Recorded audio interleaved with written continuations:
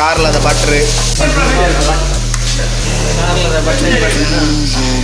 ಈರೊಂಜಿ paneer that ಮಾತೇರ ಪನ್ನೀರ ಚೋಲೆ ಮಸಾಲೆ ಹಾಂ ಪಕ್ಕ.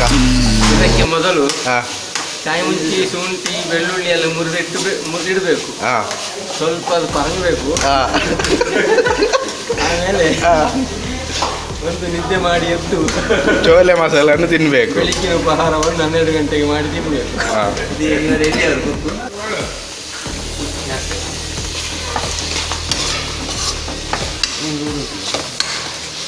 ಅವರ